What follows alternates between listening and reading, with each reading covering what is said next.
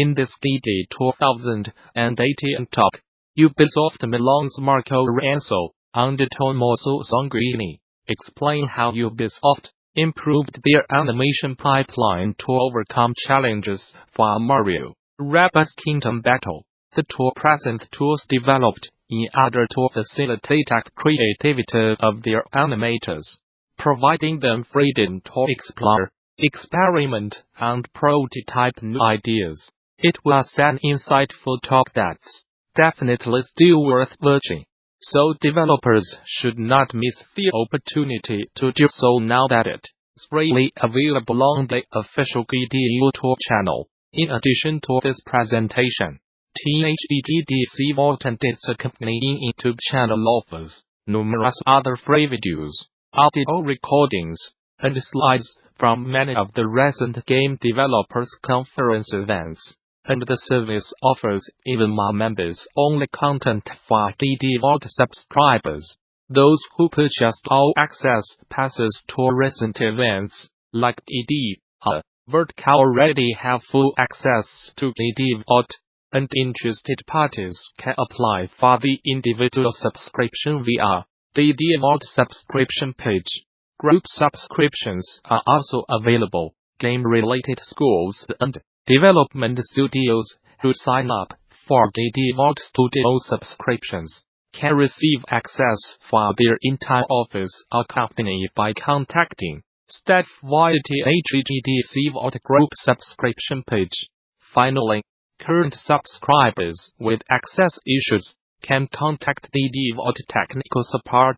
Newsbrief: the Warface development team has split from Crytek to form its own independent studio, Blackcode Games. The new opening will be led by Cricket Keeves, a former creative director Michael Compson, and will take over all further development of the Warfare franchise, including all of the previously announced updates. Compson explained it was a tough decision to leave Crytek, which will now focus on its core franchises and other long-term plans, but claimed it will allow the dev team to keep iterating on a free-to-play shooter in a way that lives up to players' expectations. Apple is seemingly the latest company looking at launching its own take on the Netflix for games idea. According to 5 anonymous developers speaking to Tracker, Apple is planning on setting up a subscription service that, in exchange for a monthly fee, offers its members access to a library of games. Not much is really known about the rumored service outside of the fact that Apple spoke to some developers about the concept last year, and, in the case of two devs, mentioned publishing partnerships in the same conversation. Several companies have their own flavor of this kind of service, either already out or in the works. For instance, X has Game Pass, and it has its Origin Access Premier. Both of those services give players access to a vault of games in exchange for a monthly fee. Other companies have been working on cloud-based subscription services that host games on a remote machine, rather than downloading them directly to the platform being used. Microsoft and Google have officially announced their yet-in-development spins on a streaming game subscription service, Project Cloud and Project Stream, respectively. While Verizon and Amazon are both rumored to have similar services in the works, just from the details provided to Tracker. However, it's difficult to guess which road Apple will take its rumored service down if the project ever sees the light of day. Shigeru Miyamoto shares his thoughts on Nintendo's current game development efforts. Despite the 27 million strong install base Nintendo now has with the Nintendo Switch, the company's leadership is hesitant to put the quality of its first-party releases at risk in order to get more titles out the door. The topic of upping ad spending with the goal of bolstering the number of first-party Switch releases in the next few years was brought up during a recent investor Q&A, with the goal of supplying existing Switch owners with a steady stream of new games. In response, Nintendo's Shigeru Miyamoto points out that the company's third-party partnerships mean that we are working on a larger scale than what can be handled solely within the company in terms of managing software development. But even despite that, he says that any expansion of Nintendo's development scale must firmly maintain the Nintendo mid-quality of the software. I know some people say we just need to hire more developers, says Miyamoto.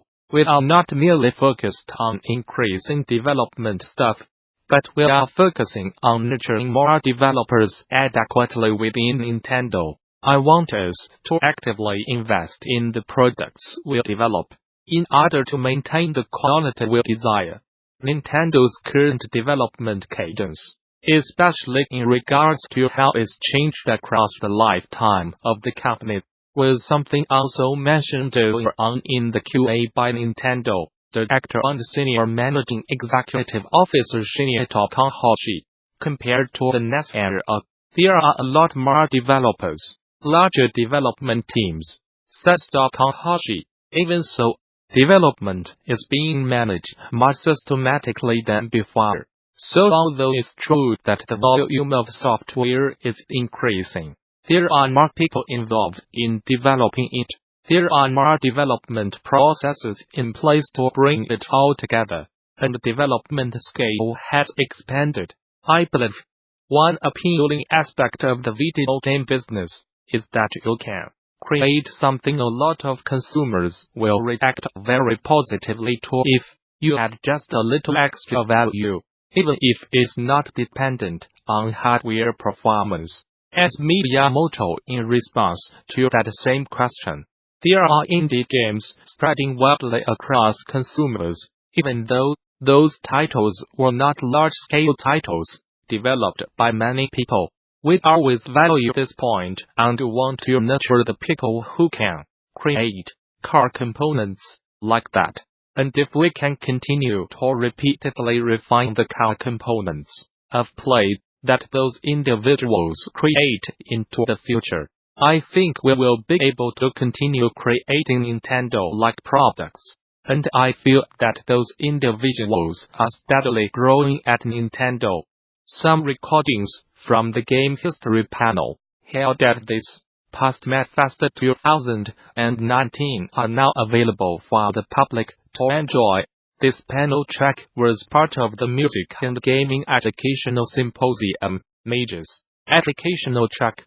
These videos could be useful for developers interested in learning the history behind some of their favorite games, genres, and consoles. It's easy to forget how young the medium actually is, and the playlist of 11 videos covers topics ranging from the history of Sims all the way to papers, plays and fan creative designs. The video showcased above tackles Pac-Man and women in early video games, where the panelist, LLADYMMCDIVITT, discusses how the concept of the game was actually born to fix the problem of arcade centers being perceived as dark and seedy environments. According to McDavid, Toru Wantani, the developer behind Pac-Man, made the game because women did not want to be pursued anymore. They wanted to be the pursuers. So he thought that being able to get the pilot and chase after the ghosts would appeal to more modern women. The panelist goes on to share a direct quote by Watani, who explains that around the time that we launched Pac-Man, video game arcades were filled with games where you shot aliens. It seemed very dark. It was for men. I realized that if women and couples were going to come to game centers, they had to be cheerful places. So I decided to theme the game around eating dinner with Pac-Man. Iwantani wanted to create a game that would change the face of an arcade. McDavid then poses the question, why does the game matter? It had a massive cultural impact. but it also launched a new genre and encouraged more women to become involved in the development of games, and more women went into arcades to play. The rest of the videos are really informative and worth a watch, so be sure to check them all out here. Tencent has announced a handful of rules for streamers playing Tencent games, a move that aims to keep the company on the right side. Chinese regulations that recently went into effect. The list, shared by Nico Partners, contains 12 prohibited behaviors ranging from violations of China's social values to distributing or promoting cheats or viruses on air. And Tencent says those that ignore the guidelines risk losing the ability to stream the company's games in the future. Those prohibited behaviors include, in a statement spotted by the Esports Observer, a Tencent representative notes that, as the behavior of streamers reflects back on the company and industry, Tencent has a responsibility to enforce certain standards and values. The company notes that it plans to strictly enforce those rules across all streaming platforms, productions, institutions, and streamers. There is a natural copyright relationship between gaming contents and live streaming platforms.